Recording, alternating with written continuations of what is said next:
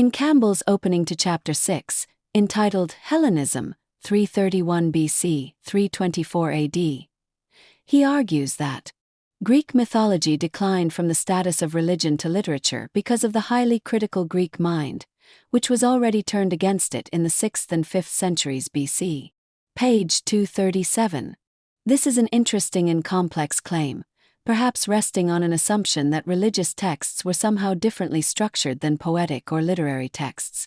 There is one obvious difference relating to the events that are represented in these texts, which in the case of poetry and literature might be known by the artist to be impossible in actuality, whereas in the case of certain fantastic biblical representations we are expected to believe that these events actually occurred, even when we know that as depicted they were impossible, given our knowledge of how the world is and works.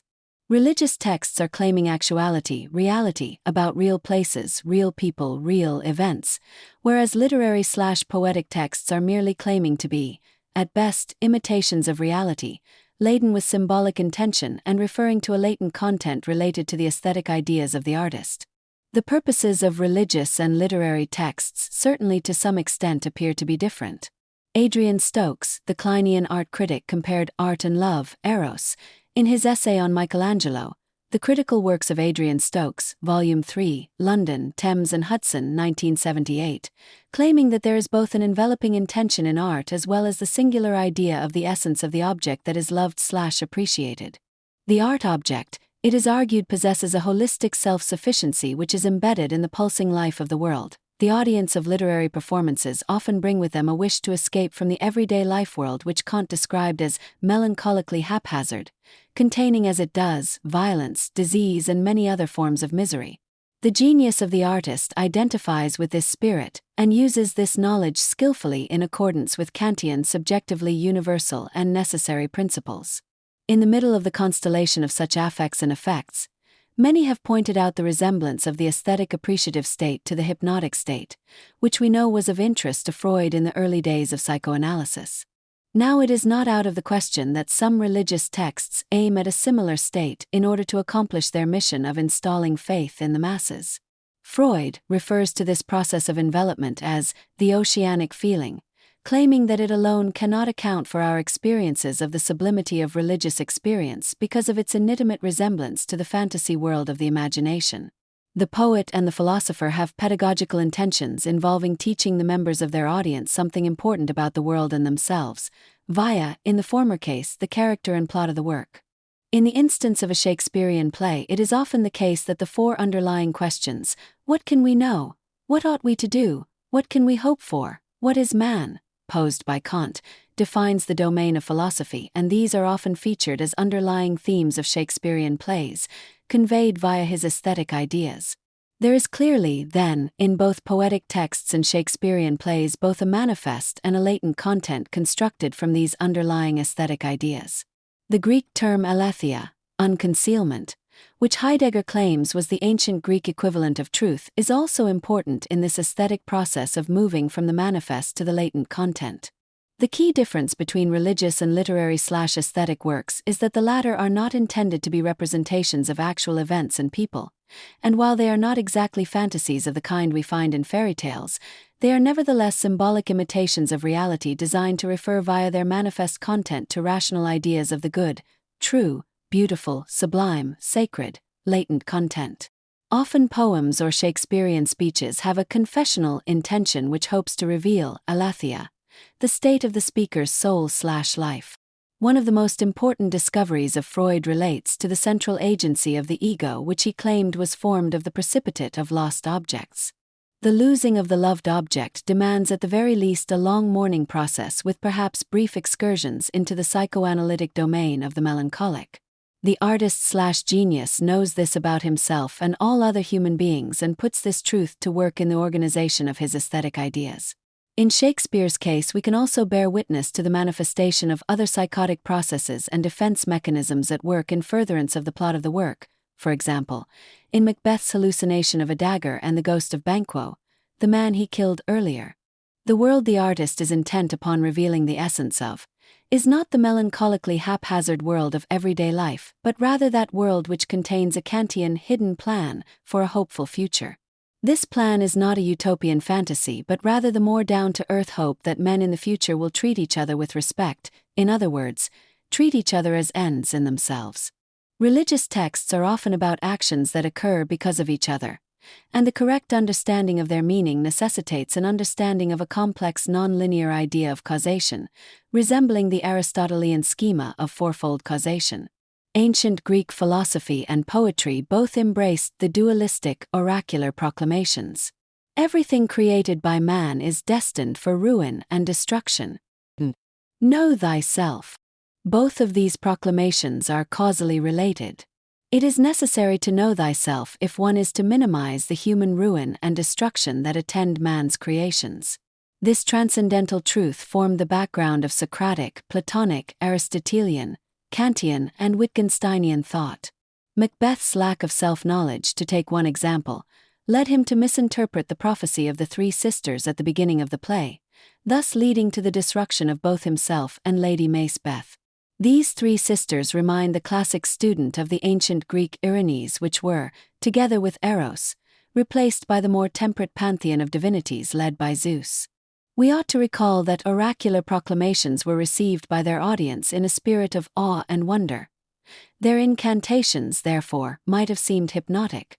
More often than not, these messages from Apollo, latent content, were delivered by females who claimed that the sacred water spoke, manifest content.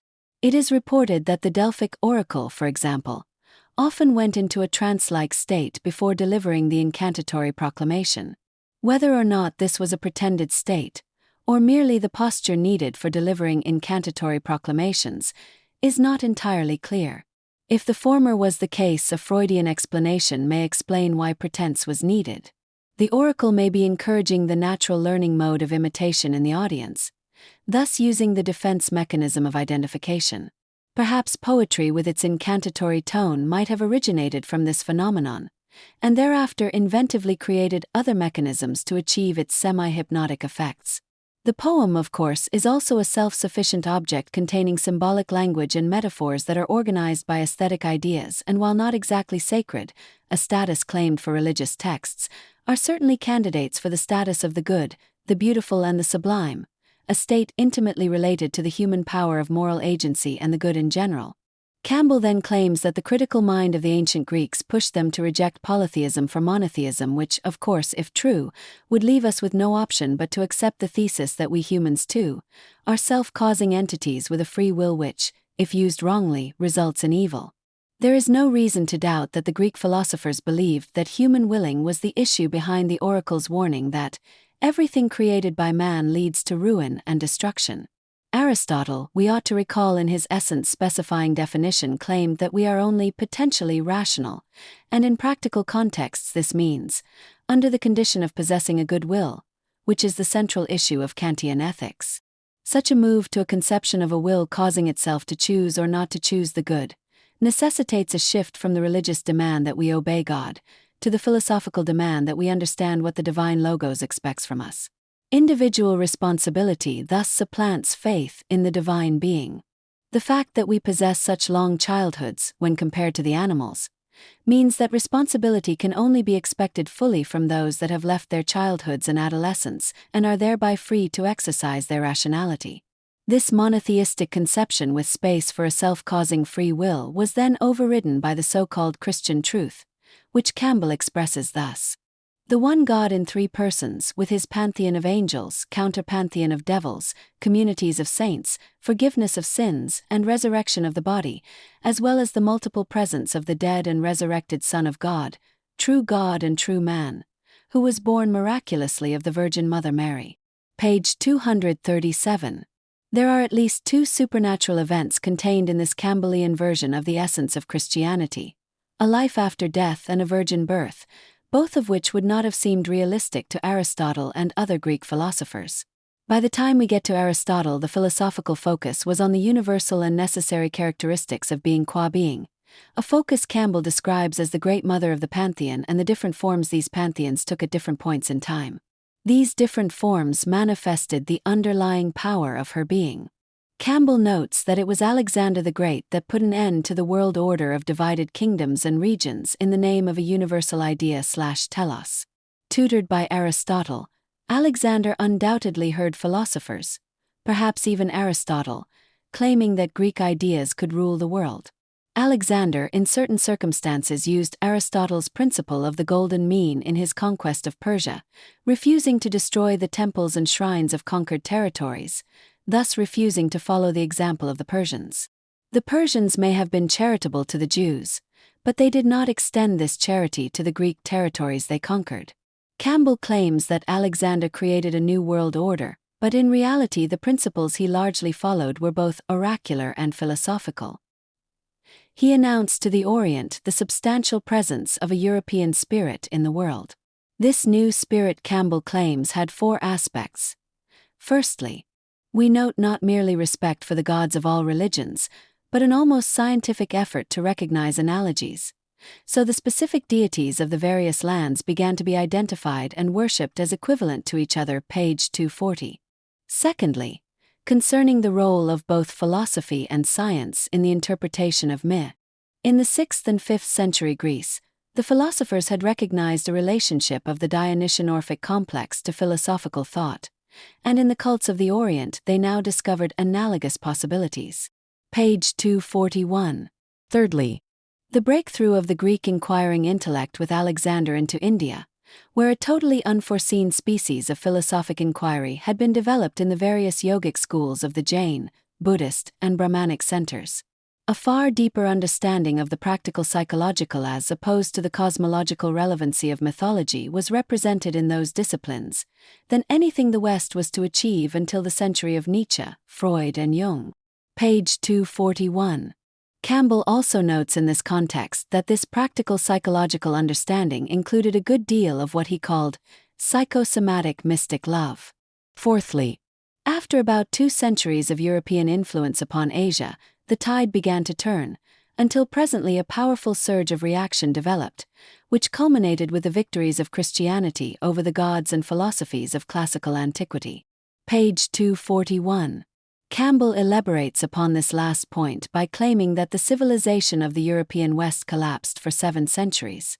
There is much to unpack and clarify in the above 4 aspects, but let us begin with the claim that we encountered a deeper understanding of the relation of practical philosophy to mythology in the Orient.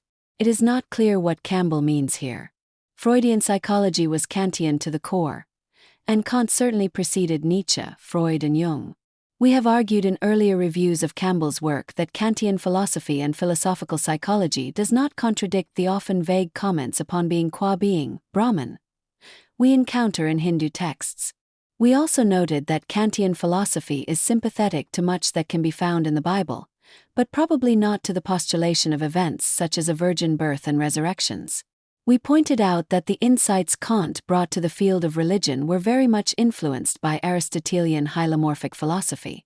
European history manifests a very clear line of development stretching from the Golden Age of Greece to the art of the Renaissance, to the Enlightenment and Kant's important contributions, and elaborations upon many different European ideas. There is also an important cosmopolitan thread linking Alexander the Great and Kant's vision of a cosmopolitan kingdom of ends. In other words, the links between Kant and Freud to ancient Greece were far stronger than the links to any Oriental conception of the relation of practical psychology to mythology.